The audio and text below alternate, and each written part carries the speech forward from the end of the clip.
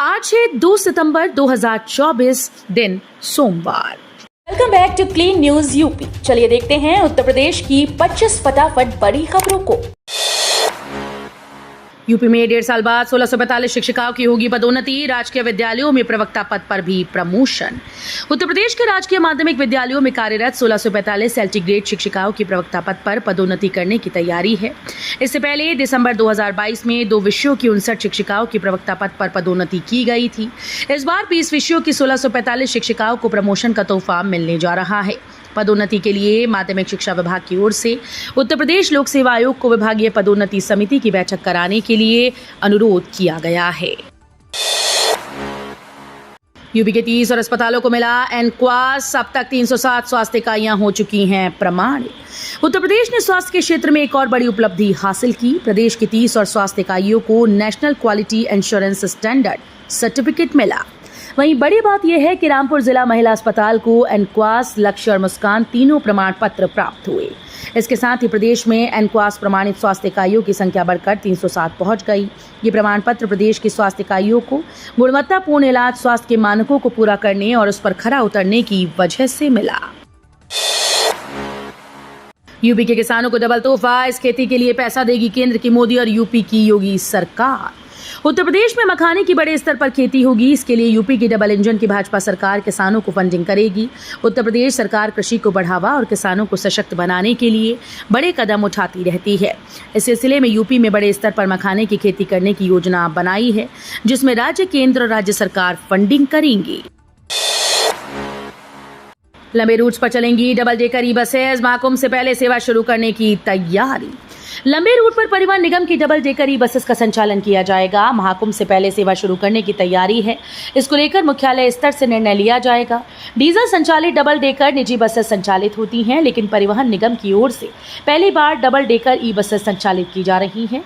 अंतर्राज्यीय बस अड्डे से डबल डेकर बसेस भी चलाने के लिए मंथन चल रहा है। आरएम गौरव वर्मा ने बताया कि डबल डेकर बसेस को लेकर परिवहन निगम को ही अंतिम निर्णय लेना है। यूपी में घर घर जाएंगे स्वास्थ्यकर्मी। अंदर छुपे बैठे टीबी के मरीजों को खोजने के लिए चलेगा अभियान। स्वास्थ्य विभाग की ओर से जिले में घर में छुपे बैठे टीबी के मरीजों को खोजने के लिए अभियान चलेगा। टीम घर घर जाएगी और बीमारी लोगों को टीबी के लक्षण बताकर जांच करेगी। संदिग्ध मिलने पर स्वास्थ्य केंद्रों पर जांच होगी। टीबी की पुष्टि होने पर स्वास्थ्य विभाग की ओर से उनका उपचार शुरू किया जाएगा। सघन टीबी खोजी अभियान को स्वास्थ्य विभाग की ओर से 9 सितंबर को शुरू किया जाएगा और 20 सितंबर तक इसका समापन होगा। गोरखपुर लिंक एक्सप्रेसवे को एडवांस ट्रैफिक मैनेजमेंट सिस्टम से लैस करेगी योगी सरकार। अब गोरखपुर लिंक एक्सप्रेसवे को एडवांस ट्रैफिक मैनेजमेंट सिस्टम से लैस करने की तैयारी है। उत्तर प्रदेश एक्सप्रेसवे औद्योगिक विकास प्राधिकरण ने इसके लिए एजेंसी निर्धारण व कार्यावंटन की प्रक्रिया शुरू कर दी। बुंदेलखंड एक्सप्रेसवे को भी ITMS युक्त करने का काम तेजी से चल रहा है। शिक्षा सेवा चयन आयोग की अध्यक्ष बनी प्रोफेसर कीर्ति पांडे। जोर पकड़ेगी 20,000 पदों पर भर्ती प्रक्रिया।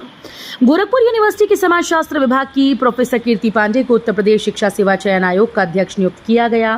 बीते वर्ष शासन ने प्रदेश में बेसिक शिक्षा से माध्यमिक व उच्च शिक्षा विभाग में शिक्षकों की भर्ती के लिए इस आयोग का गठन किया था। आयोग ने प्रयागराज में कामकाज शुरू कर दिया। साथ ही पिछले दिनों सचिव पद पर भी तैनाती की जा चुकी है। हालांकि नियमित अध्यक्ष की तैनाती न होने से नियुक्ति प्रक्रिया नहीं शुरू हो रही थी। निवेश का नया केंद्र बनेगा आगरा। मुख्यमंत्री योगी आदित्यनाथ की मंशा के अनुरूप उत्तर प्रदेश राज्य औद्योगिक विकास प्राधिकरण जल्द ही आगरा में इंटीग्रेटेड मैन्युफैक्चरिंग क्लस्टर की शुरुआत करने जा रहा है। योगी सरकार की यह महत्वाकांक्षी परियोजना अपने उत्कृष्ट स्थान और आधुनिक इंफ्रास्ट्रक्चर के साथ आगरा के औद्योगिक क्षेत्र को नई दिशा प्रदान करेगी। IMC आगरा चमड़े, जूते और कृषि आधारित उत्पादों जैसे क्षेत्रों में आगरा की समृद्ध धरोहर का लाभ उठाते हुए गैर प्रदूषणकारी उद्योगों को बढ़ावा देकर आगरा को एक प्रमुख औद्योगिक केंद्र के रूप में विकसित करेगी। ग्रेटर नोएडा में गौर सिटी टाउनशिप की 20 से अधिक सोसाइटीज के लिए अच्छी खबर। पानी की प्रॉब्लम दूर करने का प्लान तैयार। ग्रेटर नोएडा वेस्ट की गौर सिटी टाउनशिप की 20 से अधिक सोसाइटीज के लिए अच्छी खबर है। शहर के सेक्टर्स और आसपास के गांव में पानी की किल्लत दूर करने के लिए प्राधिकरण ट्यूबवेल की संख्या बढ़ाने के साथ 8 नलकूपों का पुनः विकास करेगा। इसका एक्शन प्लान तैयार कर लिया गया है। पहले चरण में 9 नए नलकूप स्थापित किए जाएंगे। इसका सबसे ज्यादा फायदा फिलहाल ग्रेटर नोएडा वेस्ट स्थित गौर सिटी टाउनशिप के अंतर्गत आने वाले 20 से अधिक सोसाइटीज को मिलेगा। आवंटियों को सुप्रीम कोर्ट से नहीं मिली राहत, मुआवजे पर ब्याज का फैसला करेगा यमुना प्राधिकरण। संस्थागत श्रेणी के आवंटियों पर 64.7% अतिरिक्त मुआवजे पर ब्याज का फैसला यमुना प्राधिकरण करेगा। सुप्रीम कोर्ट ने आवंटियों की विशेष याचिका पर सुनवाई करते हुए उन्हें यमुना प्राधिकरण में प्रत्यावेदन करने के लिए कहा। संस्थागत के 13 आवंटियों पर प्राधिकरण का 3,646 करोड़ से अधिक बकाया है। ऑनलाइन होंगे दस्तावेज, दफ्तर में ही रजिस्ट्री कराने की तैयारी। जीडीए गोरखपुर विकास प्राधिकरण के दफ्तर में जल्द रजिस्ट्री शुरू करने की तैयारी है। उत्तर प्रदेश ऑनलाइन दस्तावेज रजिस्ट्रीकरण नियमावली 2024 जारी होने के बाद प्राधिकरण अपनी वेबसाइट को अपडेट करने में जुटा है। वेबसाइट के अपडेट होते ही रजिस्ट्री प्राधिकरण के कार्यालय से शुरू हो जाएगी। 100 एकड़ में पंख फैलाएगा एयरपोर्ट, 50 एकड़ जमीन खरीदी। कानपुर में चकेरी एयरपोर्ट का विस्तार करने और यहां से देश के दूसरे महानगरों के लिए कार्गो उड़ान सेवा का संचालन करने के लिए एयरपोर्ट के बगल स्थित मवैया गांव की 20.266 हेक्टेयर जमीन खरीदी गई। वर्तमान में एयरपोर्ट 50 एकड़ में फैला है। आगे इसका कुल क्षेत्रफल दुगना करने की तैयारी। इस तरह ये 100 एकड़ में फैल जाएगा। 2 दिन पहले महानगर आए मुख्यमंत्री योगी आदित्यनाथ के समक्ष जिला प्रशासन की ओर से इस संबंध में प्रेजेंटेशन दिया गया। प्रयागराज में क्रूज, अयोध्या और वाराणसी में चलेंगी कैटामरान। पर्यटकों को लुभाने के लिए यूपी सरकार की पहल। यूपी में पर्यटकों को लुभाने के लिए प्रदेश सरकार तेजी से काम कर रही है। प्रदेश के प्रमुख धार्मिक स्थलों में धार्मिक पर्यटन के साथ ही रोमांचक अनुभवों से रूबरू करवाने के लिए भी नई नई योजनाएं लॉन्च की जा रही हैं। अब पर्यटन विभाग बारिश के बाद अयोध्या और काशी में फिर से कैटामरान का संचालन करने जा रहा है। वहीं प्रयागराज में मिनी क्रूज बोट उतारी जाएगी। इसकी तैयारियां शुरू कर दी गई। पर्यटन मंत्री जयवीर सिंह ने बताया कि यूपी में वाटर स्पोर्ट्स की अपार संभावनाएं हैं, जिसे धरातल पर उतारा जा रहा है। रात 12 बजे तक जितनी यूनिट हुई खर्च उतना ही आएगा बिल। मीटर रीडर्स की खत्म होगी मनमानी। केसको में बिल की शिकायतों को लेकर एक और सुधार किया जा रहा है। अभी तक मीटर रीडर जिस दिन आते थे उस दिन से बिल बनाते थे। ऐसे में उपभोक्ता ज्यादा बिल आने की शिकायत करते थे। मीटर रीडर महीने की जगह तारीख के हिसाब से बिल बनाकर भेज देते थे, लेकिन अब इस व्यवस्था में सुधार होगा। बनारस हिंदू यूनिवर्सिटी में आज 2 सितंबर से शुरू हो रहा है योग पर short term course. Banaras Hindu university में बच्चों के लिए कई शॉर्ट टर्म कोर्सेज ऐसे हैं जिनके जरिए युवा एक सुनहरा करियर बना सकते हैं। इन शॉर्ट टर्म कोर्सेज के जरिए युवाओं को सर्टिफिकेट मिल जाते हैं, जिसके जरिए उस क्षेत्र में नौकरी भी मिल सकती है और आप अपना काम भी शुरू कर सकते हैं। BHU आज 2 से 14 सितंबर 2024 तक योग पर एक शॉर्ट टर्म योग कोर्स आयोजित करेगा। आत्मानुशासन और आत्म जागरूकता के लिए योग शीर्षक वाले इस कोर्स में 12 लेक्चर आयोजित किए जाएंगे। फिल्म सिटी के लिए जल्द शुरू होगा इंटरचेंज का निर्माण। यमुना प्राधिकरण की फाइल में आई गति। यमुना एक्सप्रेसवे और सेक्टर 21 स्थित फिल्म सिटी के बीच कनेक्टिविटी को सुलभ बनाने के लिए यमुना प्राधिकरण ने एक अहम कदम उठाया। 75 मीटर चौड़ा विशेष इंटरचेंज बनाने के लिए 10 से 15 दिनों के भीतर टेंडर की प्रक्रिया आरंभ होने वाली है। इस इंटरचेंज का निर्माण यमुना प्राधिकरण के द्वारा किया जाएगा। इसके लिए सुरक्षा एजेंसी से अनापत्ति प्रमाण पत्र भी हासिल किया जा चुका है। संपत्ति का ब्यौरा न देने वाले 3087 पुलिसकर्मियों का वेतन रोका। नाफरमानी करने वालों के खिलाफ दिए गए आदेश। कानपुर कमिश्नरेट मुख्यालय ने 3087 पुलिसकर्मियों का अगस्त माह का वेतन रोकने के आदेश जारी कर दिए।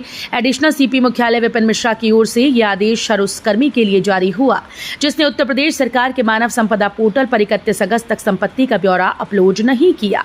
आदेश में कहा गया कि जब तक कर्मी अपनी संपत्ति का ब्यौरा पोर्टल पर अपलोड नहीं करता और उसकी प्रति आंकिक शाखा में जमा नहीं करता, तब तक वेतन जारी नहीं होगा।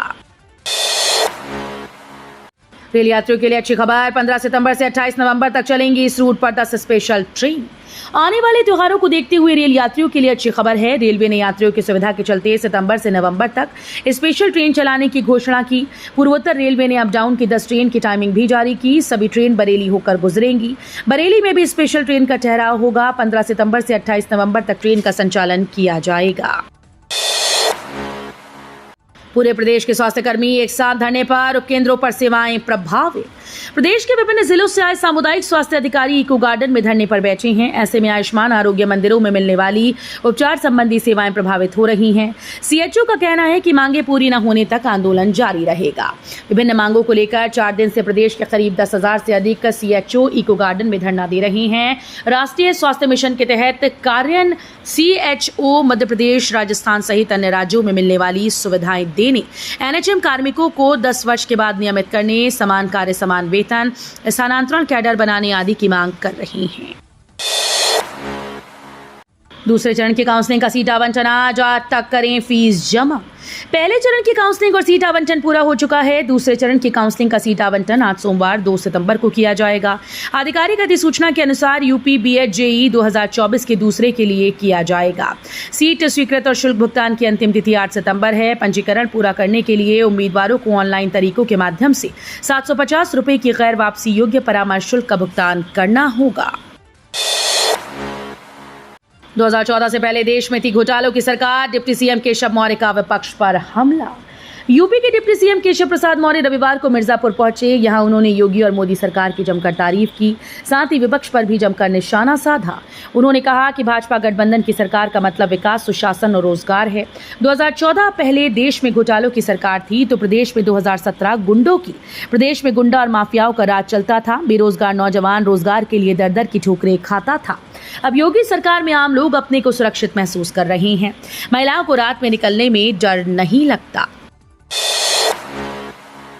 मंजिल से ज्यादा सुहावनी होंगी राहें, खुलने वाले हैं नए hi tech express way. Uttar Pradesh का सबसे लंबा और बड़ा माना जाने वाला गंगा एक्सप्रेस वे इसी साल यानी दिसंबर 2024 में अपने निर्माण की बुनियाद को पूरी कर लेगा। निर्माण कंपनी का लक्ष्य है कि इसे साल 2025 में प्रयागराज में आयोजित होने वाले महाकुंभ मेले से पहले आम लोगों के लिए खोल दिया जाए।